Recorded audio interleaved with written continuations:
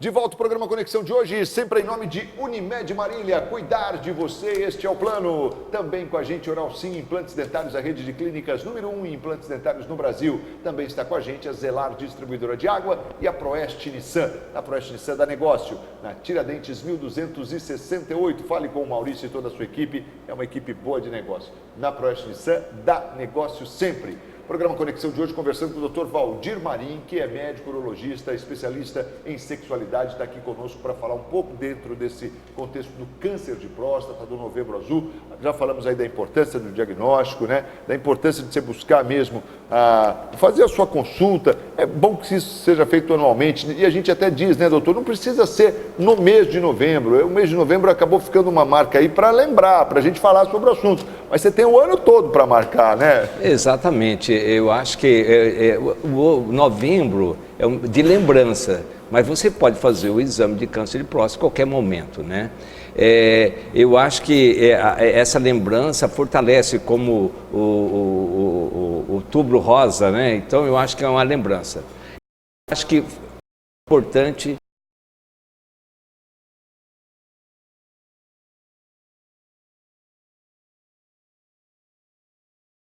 o impacto, na verdade, na pessoa que recebe o câncer, o diagnóstico do câncer de próstata. Marcos, antes da gente falar sobre esse impacto do câncer de próstata, eu queria mencionar um estudo importante sobre diagnóstico de câncer de próstata. Fizeram pegaram mais ou menos 2.500 pessoas, né, com cânceres em geral, né, e perceberam que a maior distúrbio psiquiátrico estava no câncer de próstata. Caramba. E câncer de cérebro, né?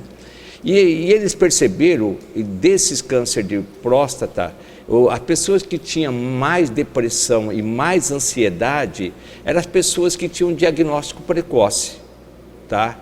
E também nos pacientes que tinham, como diz, né, a morbidade, como se diz, menos de 12 meses de vida, tá? Então as pessoas que tinham tempo de vida e pessoas mais jovens tinham mais depressão no diagnóstico, tá? Então, essas pessoas, tá, com uma depressão e ansiedade, muita depressão e muita ansiedade no diagnóstico, a gente percebeu algumas coisas, entendeu? Todas as pessoas depressivas, a autoestima dela é muito baixa, tá? Todo paciente depressivo, a autoestima dela é muito baixa. E toda pessoa ansiosa, a autoconfiança dela é muito baixa, tá? E aí, no momento desse diagnóstico, como fica o relacionamento, tá? O relacionamento. Porque sempre o relacionamento, às vezes, tá? Quando a pessoa tem um diagnóstico, às vezes o relacionamento pode afastar o casal ou pode aproximar o casal. Então isso é muito importante. E a gente percebe também como essa pessoa é mais jovem, que tem mais ansiedade, tá? Ela tem uma disfunção sexual maior, não só por causa do diagnóstico, mas sim por causa da ansiedade e depressão, tá? O diagnóstico em si não dá disfunção, tá? O tumor precoce não dá disfunção, mas ele gera a ansiedade e a depressão geram uma disfunção sexual. Correto. Tá? Então, quer dizer, agora, acaba sendo secundário. Secundário, exatamente. E isso muda, doutor, o fato de ser secundário? Sim, muda sim. Outra coisa, a gente também não pode esquecer também que tem muitas pessoas que recebem o diagnóstico, tira de letra. Pessoas que têm uma autoestima elevada, que acha que isso é apenas enfrentamento, né? Que a pessoa tem que passar por isso mesmo para crescer, né? E ela tira de letra. Mas tem pessoas que vai para o caminho contrário. A depressão, ansiedade, insegurança, medo, distancia do relacionamento, né? Acha que aquilo lá é um pecado que ele cometeu, tá? Seria mais ou menos, entendeu? Um castigo que ele tem, né? Entendi. Então, essa pessoa vai muito mal entendeu? Desde o início do diagnóstico. Então, o impacto... Se bobear, morre de outra coisa que não o câncer. Exatamente.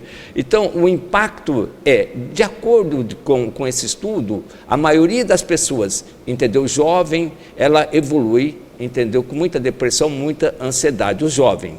E as pessoas mais velhas, é normal, não tem tanta essa depressão, tanta essa ansiedade. Encara melhor isso. Encara isso desde melhor. Que não vem ali com aquele rótulo ali já de, ó, você tem 12 meses de vida. Exatamente, né? Desde aquele que tem a sobrevida menor que 12 meses. Então, pacientes que têm o diagnóstico, às vezes, esse de sobrevida menos de 12 meses, são pacientes mais velhos, tá? E são pacientes diagnosticados tardiamente. E hoje, coincidentemente, eu tive um tipo desse paciente. Tá? Eu tive que encarar ele e falar que não tinha o que fazer naquele momento para ele, né? Então, esses pacientes, não falei para ele, falei para a filha dele, mas mesmo assim a sensação foi muito desagradável, né? São esses pacientes que evoluem muito mal, entendeu? Na questão da ansiedade e depressão. Então, a depressão e a ansiedade, a qualidade de vida dele diminui muito, né? Por causa desses sintomas, não pelo câncer, mas pelos sintomas psiquiátricos. Quais são assim, os principais fantasmas, doutor, de um diagnóstico desse? O diagnóstico, os fantasmas... Tem um estudo, né, recente também, que existe muito fantasma no câncer de próstata. Quando o homem recebe o diagnóstico de câncer de próstata, vem aqueles fantasmas na cabeça dele, né? O fantasma mais comum no câncer de próstata é perda da ereção, tá? Meu Deus do céu, eu tenho câncer, e agora? Como vai ficar meu pipi? Meu pênis? Pipi eu já chamei a atenção, né? Meu pênis. Como vai ficar meu pênis? A segunda coisa vem, eu vou conseguir sentir orgasmo? A outra coisa, eu vou ter dor para ter relação, tá? Outro fantasma, veja bem, isso não significa que... Será que minha parceira vai querer ter relação com alguém? Exato, não, mas veja bem, o fantasma não é o que vai acontecer, é o que ele imagina que vai acontecer, tá? Sim. Fantasma não é o que vai acontecer com ele, ele imagina o que vai acontecer. Então a primeira é a disfunção erétil, a segunda é o orgasmo. Será que eu vou ter orgasmo? A terceira, será que eu vou ter dor para ter relação? Entendeu? A quarta, entendeu? Será que eu vou ter desejo? E a quinta e a última é dor. Ele morre de medo de ter dor. Esses são os grandes fantasmas no diagnóstico do câncer de próstata. Então eu acho assim, que são fantasmas, são receios. Às vezes ele não tem nada disso. Se for um diagnóstico precoce, provavelmente ele não vai ter nada disso. Pode sim ter uma disfunção sexual, entendeu? No início, tá? Ou pode ter, às vezes, uma incontinência urinária inicial, tá? Porém, às vezes, a maioria dos casos, diagnóstico precoce, 95% resolve todas essas queixas dele, esses fantasmas, né? Olha, a gente está conversando aqui com o Dr. Valdir Marim, que é médico urologista, especialista em sexualidade, falando um pouco aqui do impacto, né, nesse bloco, do impacto do diagnóstico do câncer de próstata. A gente mencionou aqui esses fantasmas que acabam, a gente fala assim, fantasmas, né? Claro, por quê? Porque não existe, está muito mais na ideia, né? No pensamento da pessoa do que propriamente que aquilo irá acontecer. Exatamente. Né? Mas já acaba virando me parece que está meio incutido isso no coletivo, né, doutor? Parece que as pessoas já têm isso. Olha, eu tenho um câncer de próstata, vai acontecer isso, como se fosse programado. Existe assim um trabalho que diz assim, que o câncer de próstata e o câncer pélvico é o que mais dá disfunção sexual. Então, quando a gente vê isso em livros, né, vê isso na internet, a gente quando vê o diagnóstico, já associa, né? Então, às vezes não é o câncer de próstata que dá disfunção sexual, é a associação que ele faz. A depressão, a ansiedade, depressão, ansiedade e o medo do medo, tá? O medo do medo é cruel, hein? Esse consome mesmo o indivíduo. É o pânico, né? Deixa eu ir rapidinho para o intervalo. Nesse intervalo eu tenho aqui a participação do Dr. Marcelo Rodrigues, da nossa querida Oral Sim Implantes, que vem responder aí a sua dúvida, a sua pergunta em saúde bucal. E na sequência a gente volta para falar mais aqui com o Dr. Valdir Marim, sempre em nome de Unimed Marília, Oral Sim, Zelar Distribuidora de Água e Proeste Nissan. A Proeste Nissan dá negócio. Doutor Marcelo. Eu recebo agora o doutor Marcelo Rodrigues, da nossa querida Oral Sim. Tudo bem, doutor? Marcos, tudo bem? Tudo jóia. Doutor, olha, muita gente querendo saber. O implante dentário provoca mau hálito? Olha, essa é uma questão muito comum mesmo. As pessoas têm essa visão, essa impressão de que vai causar mau hálito. Mas a gente tem que entender que tanto o dente quanto o implante dentário, quando não bem higienizados, quando você não tem o cuidado de usar o fio dental, a escovação rotineira, elas acabam trazendo mau hálito. E ainda por cima, doenças muito mais graves, como processos inflamatórios de gengiva, sangramento. Então, na verdade, não é o implante, né? São a falta do cuidado ideal. Infelizmente, a gente tem que trazer para as pessoas cada vez mais o que faltou no passado. Aquela orientação, como usar o fio dental, que é antes de fazer a escovação. Parece que é um desafio ainda as pessoas usarem da maneira adequada, né, doutor? Com certeza, as pessoas sofrem muito porque foi negligenciado a demonstração. Então, só se fala muito em uso do fio dental, mas não fala como usar o fio dental. Então, o ideal é antes da escovação, passar o fio dental em frente ao espelho, fazer a escovação atingindo todos os lados do dente, que pra gente acabam sendo só 3, né? O de fora, o de dentro e o de cima.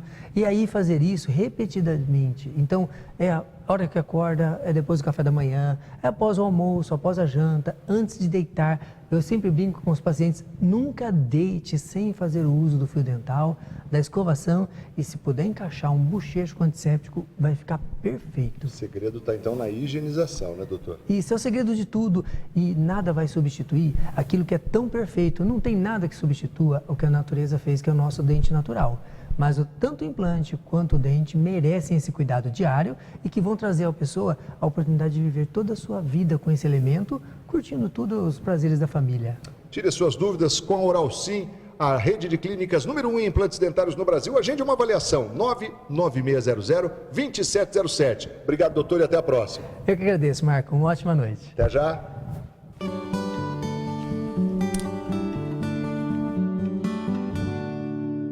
E atenção, se você